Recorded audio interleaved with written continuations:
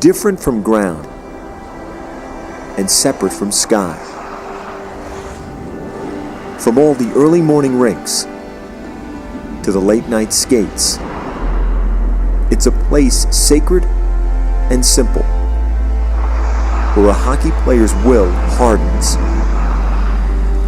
like the ice itself.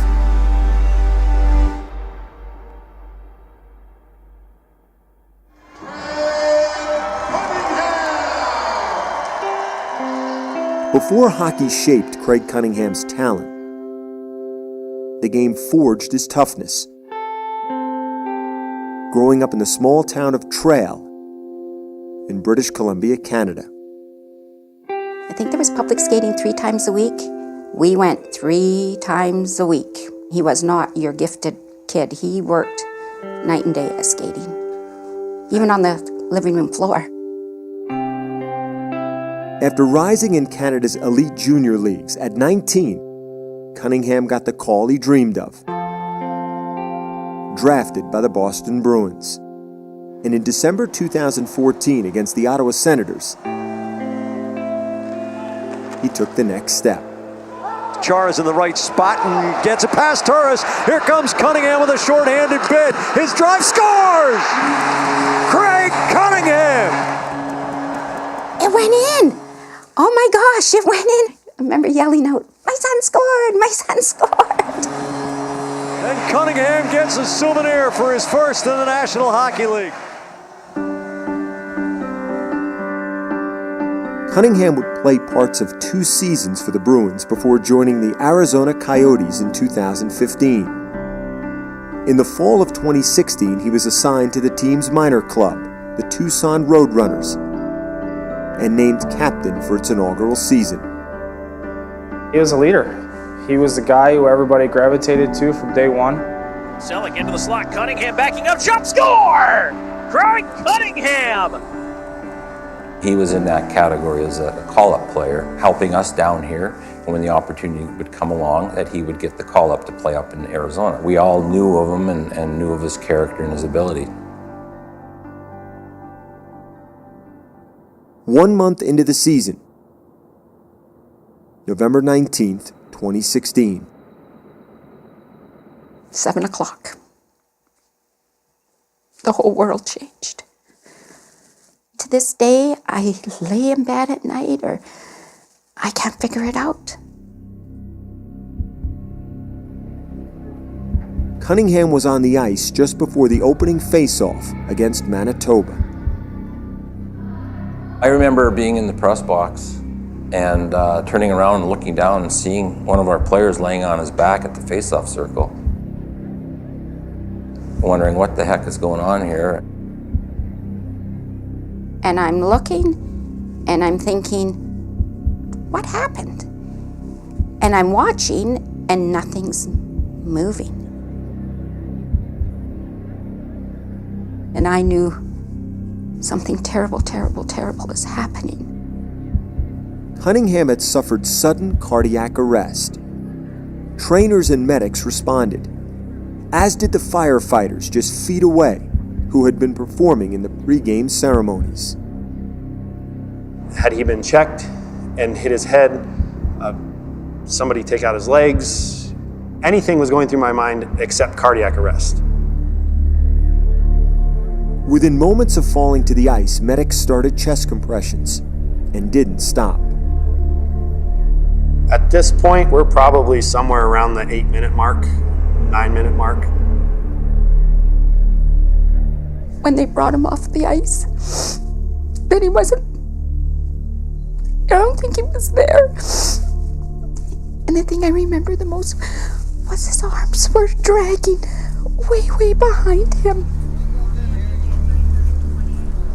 As we got him off the ice, it's like, this can't be happening. This guy cannot be in cardiac arrest because he's young, he's healthy.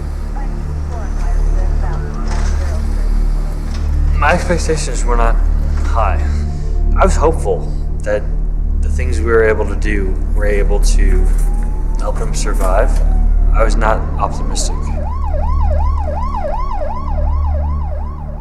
By the time Cunningham reached St. Mary's Hospital, he'd been receiving CPR for more than half an hour. That's when Dr. Zane Calpe got an emergency call asking him to rush to the ER. Halfway there, I get another call from them saying, it's about 60 minutes now. We've been doing CPR, and his lungs are filling up with blood, and his other organs are failing, and we're finding it hard to ventilate, and we are thinking about giving up. I said, you're not. Calpe, one of the top cardiothoracic surgeons in the world, rushed into the hospital, where he saw the entire hockey team and Cunningham's mother waiting for him. He says to me, "Are you Heather? Are you Craig's mom?" And I said, "I am." He said, "I'm Zane Calpe, and I love my job, and I'm really, really, really good at it, and I'm going to save your son." We told her that his heart and lungs, kidneys were failing, and we needed to support her circulation by getting him onto an artificial heart and lung device. And I would be the one to do it. And I have no more time to talk about it other than asking her for her blessing and tell her that what could go wrong is that we could lose him. How long had he received CPR when you arrived? 83 minutes. How would you characterize that length of time? I've never known that ever to happen. Calpe was able to stabilize Cunningham, but his heart was still grossly enlarged and the circulation to his legs greatly diminished. The next day, Calpe proposed a daring operation to decompress the heart, a surgery that had only been done twice before in history, both times by Calpe himself. Where would you place the state of his heart when you saw it?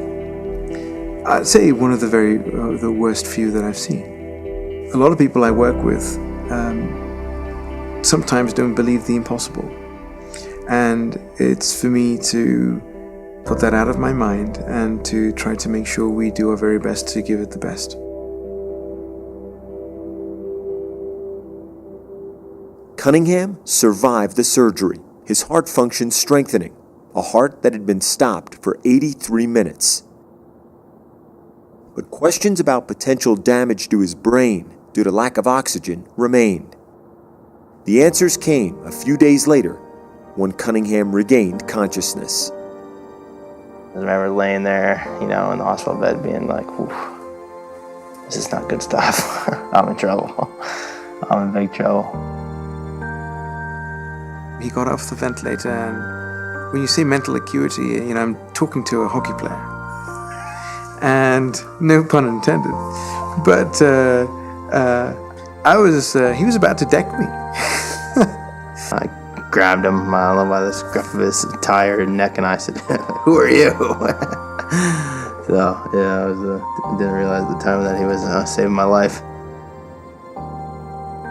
I thought he wanted to take a swipe at me, which is fine, because I thought that he's at least moving everything. It was like, oh my gosh, he's alive. He's Craig. He's mad at something. Yeah. Oh, he was mad. Oh, it was terrible, his language. There was a lot of things that happened that night in Craig's favor. And if you took away any one of those things, he's not here to tell about it today. Miracle. But the miracle grew complicated. In the weeks after surgery, Cunningham developed a serious infection in his left leg due to lack of circulation. On Christmas Eve 2016, he and the doctors made the decision to amputate his leg. If I wanted to live the rest of my life, it was life or limb, really. It was kind of the decision that had to be made. And if you want to live your life, hockey isn't everything. You felt you had lost. Well, I did, because he's a hockey player. And I felt that I just ruined his career. It's heartbreaking. This was his whole life. His whole life was hockey. I mean, when he was 2 years old, He'd tell you, I'm going to play in the NHL. I'm going to be a hockey player. And it ended just like that.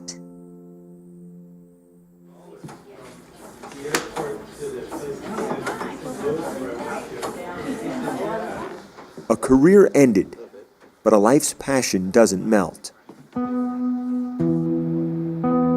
The ice remains, and for Cunningham, it called. I know that I'll never play again at the level that I played at, but just to get out there on the ice, and I'm excited to try it out, obviously. 4 months after the surgery, weeks after being fitted for a prosthetic leg, Cunningham got back on the ice. It wasn't miraculous. Even with teammates by his side, it was hard. You can't stay bitter at life because life is short, man. You just kind of got to step up to the plate and move on. I'm so proud of his determination. A 26-year-old kid who could have very easily given up and been angry. He doesn't have an angry bone in his body. He is not mad at a darn thing. His heart can do anything now. He can push himself. He's put on weight. He looks pretty chiseled, but don't tell him I said that.